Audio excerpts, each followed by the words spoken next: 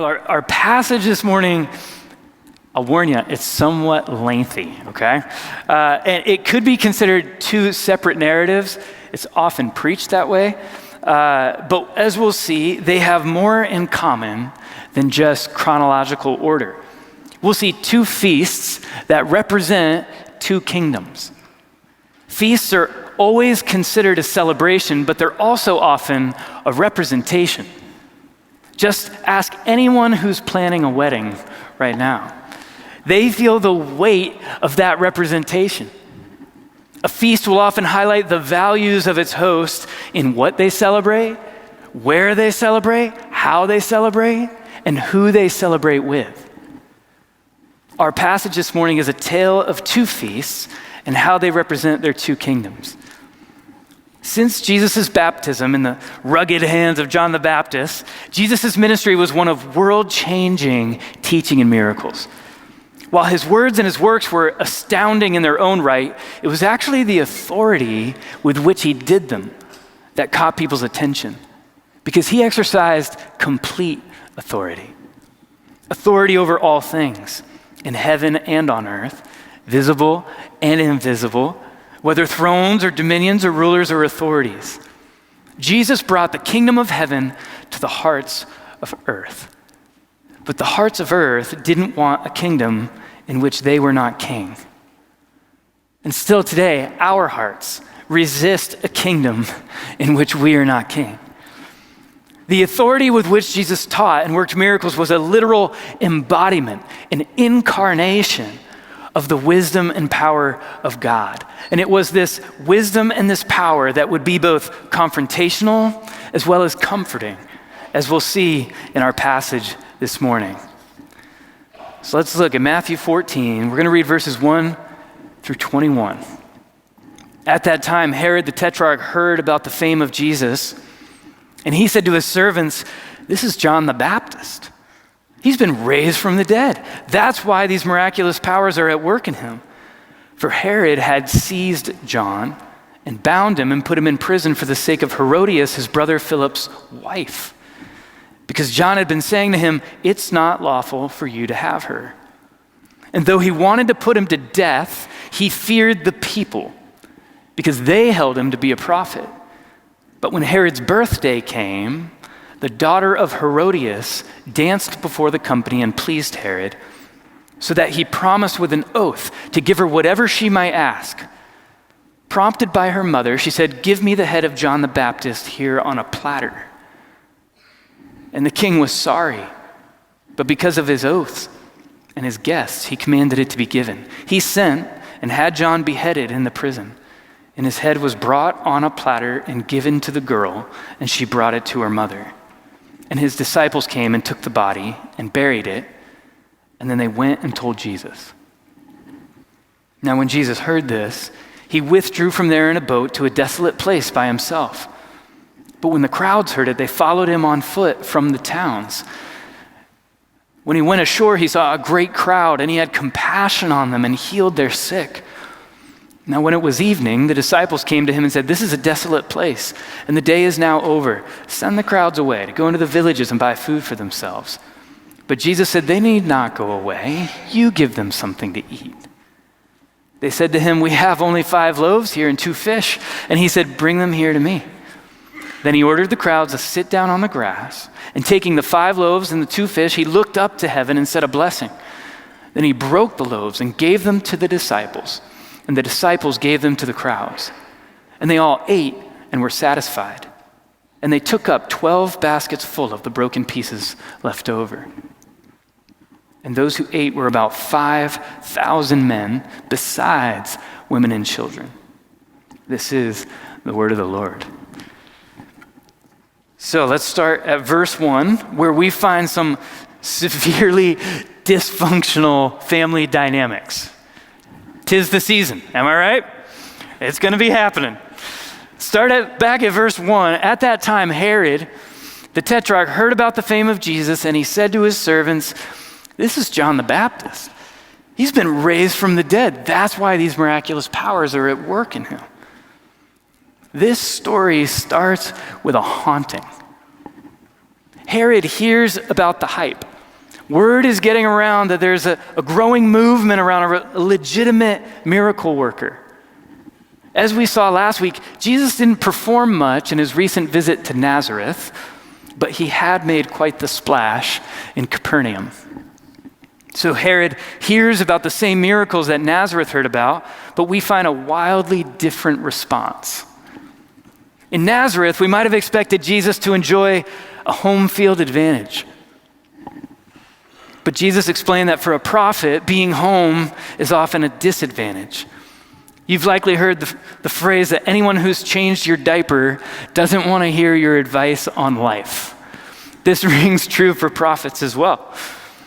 Nazareth had heard about the miracles of Jesus, but they were offended at the thought of them. They rejected Jesus as Messiah and reappropriated him as ordinary. They concluded that he was not the Son of God, but simply the son of Joseph. And now Herod, he hears about those same miracles, but he actually has no problem believing that they're true. He doesn't find them offensive. He would actually find them entertaining if they weren't so disturbing. Because his first reaction is to believe that John the Baptist has come back to life. That wouldn't be good news for Herod. It's a strange presumption to think that Jesus is a resurrected John, particularly because John the Baptist, while alive, had not performed miracles. We actually read this in John 10, verse 41. It says, "And many came to him," to Jesus, "and they said, 'John did no sign. But everything that John said about this man was true.'" And so we find that many who believed in Jesus because of John's testimony actually recognized John's lack of miracles. But Herod's first thought is that this miracle worker must be John resurrected. What we're seeing in Herod is a bit of superstition, I think, mixed with a guilty conscience. It's a paranormal paranoia. And this is part of the reason why Matthew then provides the backstory of why Herod is haunted. In verse 3, "For Herod had seized John and bound him and put him in prison for the sake of Herodias, his brother Philip's wife, because John had been saying to him, 'It's not lawful for you to have her.' And though he wanted to put him to death, he feared the people because they held him to be a prophet." Herod figured that wrongfully imprisoning a prophet is more palatable than killing him. It's a sliding scale, I think. But he did this because John had confronted Herod's sin. John didn't appeal to the Roman law, but to the Jewish law, the Mosaic law, the law of God, where a man was expressly prohibited from having his brother's wife. Herod's relationship with Herodias was unlawful and flauntingly public. And John would not hold reservation for royalty. Rather, he expected more out of those in authority. While Herod would have preferred that John be dead silent, he was content to have him muffled in confinement. In verse 6, "But when Herod's birthday came, the daughter of Herodias danced before the company and pleased Herod, so that he promised with an oath to give her whatever she might ask. Prompted by her mother, she said, 'Give me the head of John the Baptist here on a platter.'" Okay. Whatever your family dysfunction may be, and whatever your plans for Thanksgiving may hold, I think we can all agree that this family and this feast are exceptional, okay? Herod and Herodias, they both take offense to the preaching of John the Baptist. He's made it plain that their marriage is unlawful, and so both want him to stop talking. Both want him dead. Herod, though, has recognized that John's reputation among the Jewish people is powerful, and he's been careful of the consequences. You might say that politically, Herod has the ability to read the room. Yes, he's had John seized, bound, and put in prison, but that's as far as he's willing to go. Herodias, however, has reached a point where she couldn't care less about consequence. She wants silence. She's likely able to read the room as well, if not better than Herod, but she's brazen enough to rearrange it. Mark's account of this story tells us that she sought opportunity. She schemed to leverage the situation. She manipulated that moment. Soliciting a public promise through the provocations of her daughter, Herodias set the trap that Herod drunkenly walked into. Again, he wasn't concerned with conscience, but consequence. And we read in verse 9, the king was sorry. Because of his oaths and his guest, he commanded it to be given. He sent and had John beheaded in the prison, and his head was brought on a platter and given to the girl, and she brought it to her mother. And his disciples came and took the body and buried it. And they went and told Jesus. John the Baptist was the prophet that Malachi had promised in the final note of the Old Testament by naming Elijah. Now, John wasn't Elijah resurrected or reincarnated. He himself denied that directly.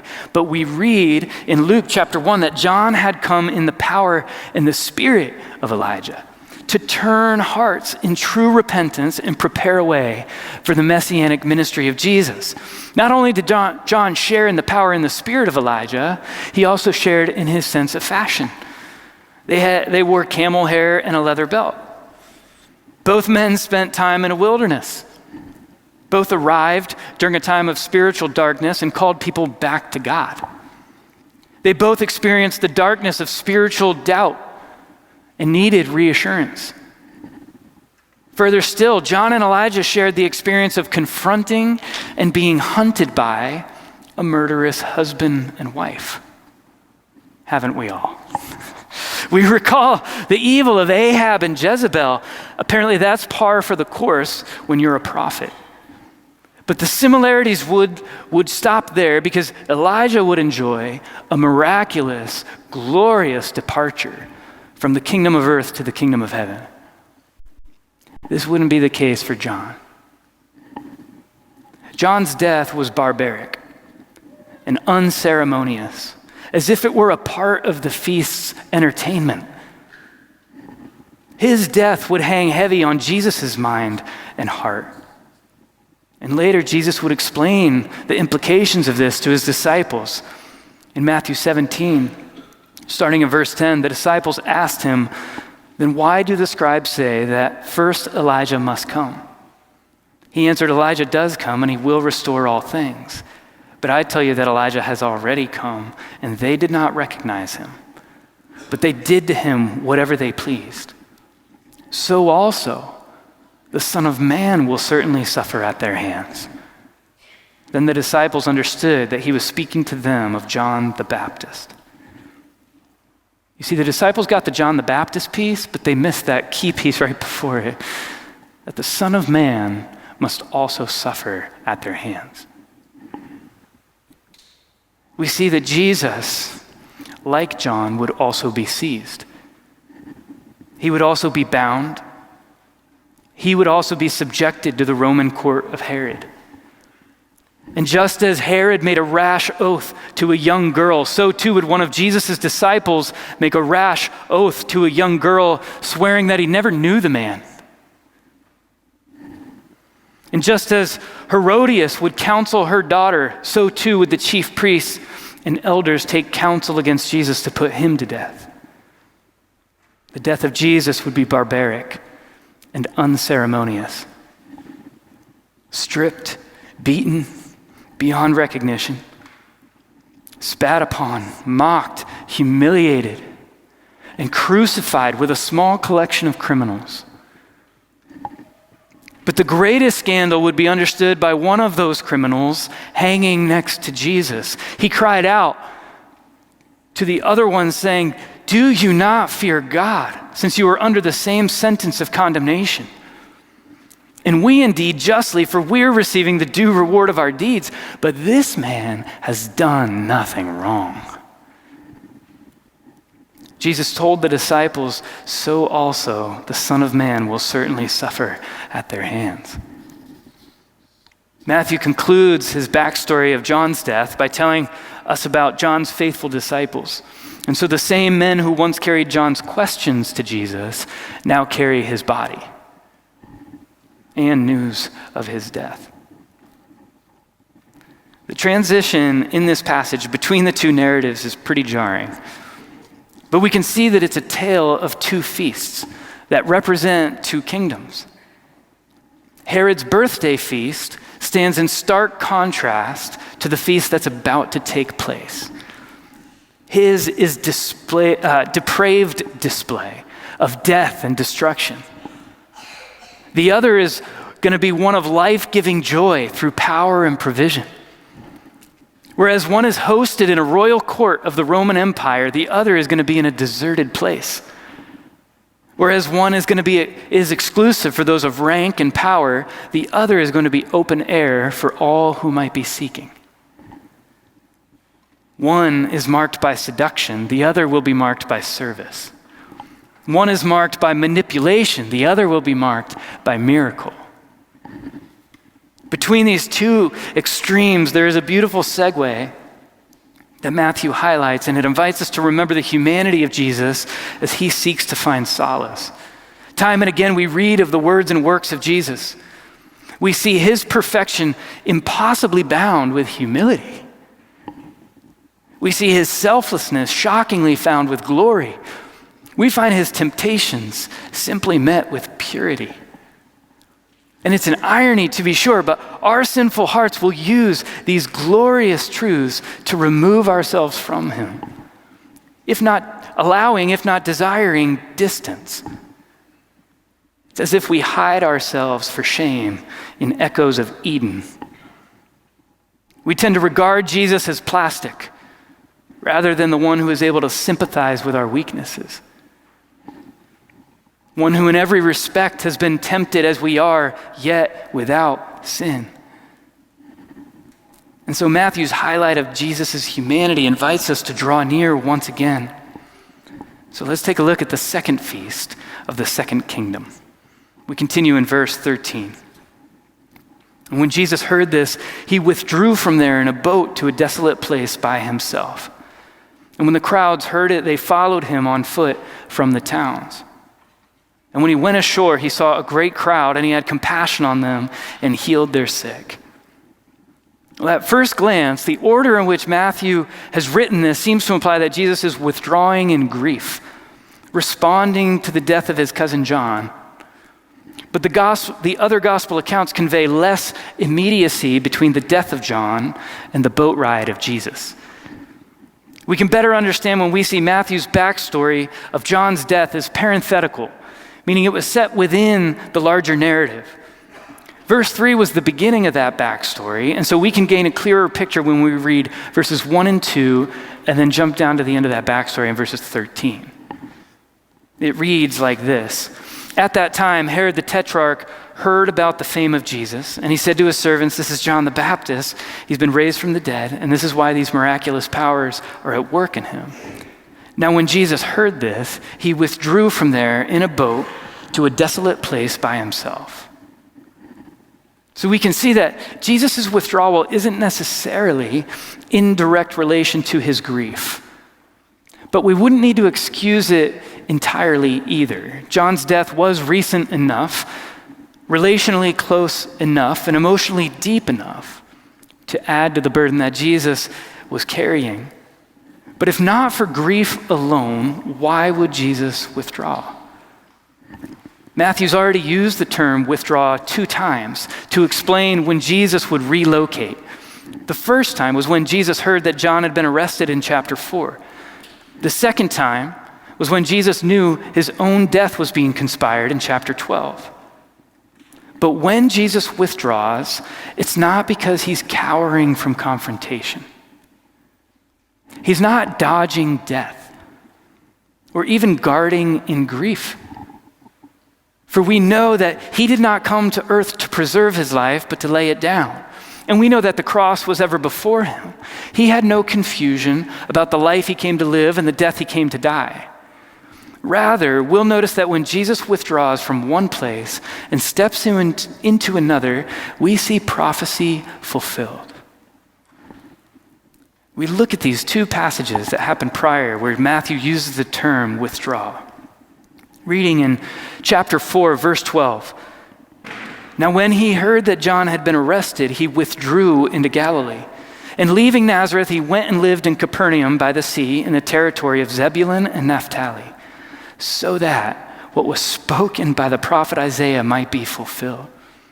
The land of Zebulun and the land of Naphtali, the way of the sea beyond the Jordan, Galilee of the Gentiles. The people dwelling in darkness have seen a great light. For those dwelling in the region and shadow of death, on them a light has dawned. When Jesus withdrew, what was spoken by the prophet was fulfilled. Let's look at the second time in chapter 12, verse 14. It says, but the Pharisees went out and conspired against him how to destroy him. Jesus, aware of this, withdrew from there. And many followed him, and he healed them all and ordered them not to make him known. This was to fulfill what was spoken by the prophet Isaiah. Behold, my servant, whom I have chosen, my beloved, with whom my soul is well pleased. I will put my spirit upon him, and he will proclaim justice to the Gentiles. Again, when Jesus withdrew, what was spoken by the prophet was fulfilled. When he withdraws from one place and steps into another, we know that it's intentional. It's like when we see a quarterback drop back into shotgun, right? You know a big play.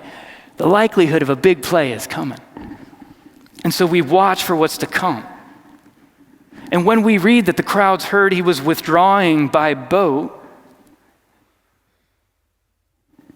I'm sorry, I lost my place. We read that the crowds heard that he was withdrawing by boat. That withdraw would start to ring some bells. There's the opportunity there to see fulfillment taking place. So we continue in verse 13 and 14. They see him withdrawing by boat, and they followed him on foot from the towns. When he went ashore, he saw a great crowd. We have to play this one out a little bit because in our minds, it's kind of a funny picture. He sneaks out on a boat for a little private prayer, sets up his auto response, turns off his notifications. But I always imagine that they can see him in the boat and he can see them on shore. And like he's, like, did he make eye contact? You ever feel that way in Walmart? You're like, just keep moving straight. The kid's like, hey, no, let's just...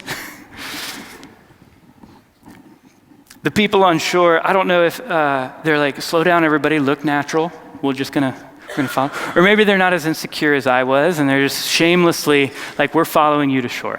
We're gonna meet you on that side. They get to the other side and they're like, whoa, Jesus, what are you doing here? I don't know if any of that picture is true, but that's where my head goes. Now, where we'd likely begin feeling the crushing weight of social expectations of a crowd, Jesus feels compassion. Compassion is a good word. It's usually different than pity, because pity can often tug at our heartstrings, but it allows us to stay sitting on the couch. It makes us feel badly for someone, but not bad enough to do anything about it. Compassion, though, compassion moves us. Compassion is a catalyst. It's almost always followed by a verb or expressly used to say that someone is moved with compassion. It's a compound word, and the prefix com means together, to join. We see it in words like companion or communicate. So we have compassion. Of course, the root word is passion, and it means suffering. You might have seen the film The Passion of the Christ. It chronicles the sufferings of Christ. As a side note, I've always thought it was funny that my mom wears a perfume called Passion. And when I learned that it means suffering, I thought that was really funny. So, and I will say, she puts on a passionate amount of Anyway, to have compassion means to suffer with, to join in suffering, to suffer together. We see that when Jesus went ashore and saw the crowd, he had compassion on them. These were people who needed healing. His heart ached with them. And it moved him to heal their sick. He couldn't stay in the boat. Jesus felt their suffering and he took action. It's likely that this healing work absorbed the majority of the day because the text then brings us to evening. And after an entire day of healing miracles, we'll see that the actual main course is still to come. Here we'll read through the rest of our passage, starting in verse 15. Now, when it was evening, the disciples came to him and said, "This is a desolate place, and the day is now over. Send the crowds away to go into the villages and buy food for themselves." But Jesus said, "They need not go away. You give them something to eat." And they said to him, "We have only 5 loaves here and 2 fish." And he said, "Bring them here to me." Then he ordered the crowd to sit down on the grass. And taking the 5 loaves and the 2 fish, he looked up to heaven and said a blessing. Then he broke the loaves and gave them to the disciples. And the disciples gave them to the crowds, and they all ate and were satisfied. And they took up 12 baskets full of the broken pieces left over. And those who ate were about 5,000 men, besides women and children. The disciples are the ones to prompt this conversation. They decide to huddle up with Jesus and highlight the location. It's desolate. The time, it's dinner time. And the obvious need that there are over 5,000 people here and their stomachs are starting to grumble. And then they offer a strategy that honestly, it seems reasonable. Sure, the disciples were known to be abrupt, judgmental, impulsive, and generally irritable, but we don't sense any of that here. Only perhaps an understandable exhaustion. At this point, the plan is sheer pragmatism. And so they intend to send people into the villages, shop local. But Jesus has a different plan. He has a prophecy to fulfill. This is the moment we've been waiting for since the moment that he withdrew. And so Jesus instructs his disciples to feed the great crowd. He says, "You give them something to eat." This seems to be outlandish. It's impossible. It feels honestly like an unreasonable instruction. But it's actually an invitation. This command is intended to expose the disciples' inabilities. It summons their insufficiencies. It is a releasing revelation as it disrobes their self-deceived adequacy. They stand bankrupt before God himself, being entirely incapable. Don't we feel that weight? That bewilderment when we're instructed to love our enemies? Isn't this impossible? Isn't this unreasonable? When we're instructed to pray for those who prey on us. When we're instructed to forgive those who forsake us. To look without lust. Is this not impossible? To be angry yet not sin? To seek first the kingdom of God? To take up our cross daily? To be holy? Are these not impossible? Yes, with man, this is impossible. But with God, all things are possible. The instruction is an invitation to look to Christ. He is where we find our sufficiency. He is where we find our ability, our strength, our shield, our glory. He is our Lord. We look to Christ. So the disciples, they take inventory and find only 5 loaves of bread and 2 fish with over 5,000 people there in attendance. What good is this for so great a need? It's like saying, we found 24 chicken nuggets, sir. But Jesus invites them, bring what you have to me. Bring your chicken nuggets. He's still inviting us this morning. Bring what you have to me. We look at our insufficiencies and we ask, what good is this for so great a need? Because Rochester is languishing. The broken homes, the anger, the sexuality, the abuse, the sin, the violence. What good is what we have for so great a need? Jesus says, bring what you have to me. We look to Christ. This isn't the first time that Israel has found themselves hungry and in a desolate place. After being delivered from Egypt, God led them into the wilderness. And it was there that he provided for them by giving bread from heaven. We're told that the bread was sufficient enough to feed the men as well as the women and children. That they and their households ate until they were full. This miracle of Jesus was to fulfill what was spoken by the prophet Moses when he said in Deuteronomy 18:15, he said, the Lord your God will raise up for you a prophet like me from among you. From your brothers, it is to him you shall listen. And this expectation of a messianic fulfillment like Moses wasn't lost on those of Jesus' day. They asked him about it directly. In John chapter 6, verse 30, we read, they said to him, then what sign do you do that we may see and believe you? What work do you perform? Because our fathers ate the manna in the wilderness. As it is written, he gave them bread from heaven to eat. And Jesus told them in John chapter 6, verse 33, for the bread of God is he who comes down from heaven and gives life to the world. He said, I am the bread of life. Whoever comes to me shall not hunger, and whoever believes in me shall never thirst. Remember when Jesus withdrew, we saw him draw back into that shotgun formation, and we expected all the promise of a prophecy fulfilled. And so it came to be. We're not left disappointed. We're not left hungry for it.